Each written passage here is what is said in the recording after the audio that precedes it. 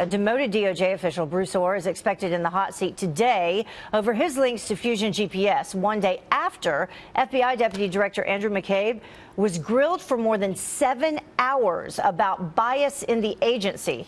Todd Pyrer is here now live for us to break it all down. So, Todd, the big question was, did this indicate what was going on inside, the fact that it took so long, 7.5 hours? Yeah, and the question, I think, is answered with a we don't know yet. Yeah. Like you said, 7.5 hours. That is almost a full workday's worth of testimony. But House Intel Committee members were tight-lipped about what Andrew McCabe said amid calls for his firing over allegations of conflicts of interest and anti-Trump political prejudice.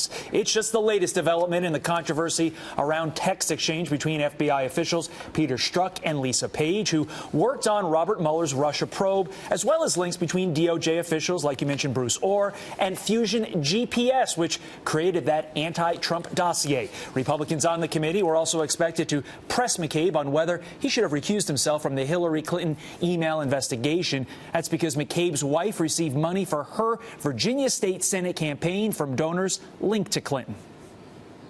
I don't want this testimony to just occur behind closed doors. One of the things Congressman Biggs and I are fighting for are subpoenas so that before the Judiciary Committee and all of the American people, we can get answers to these questions, expose the bias that we know exists, and ensure that we have a rule of law that we can rely on again in this country.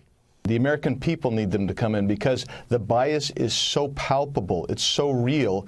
And, you know, when that happens, nobody believes that anybody's going to get a fair investigation in any level.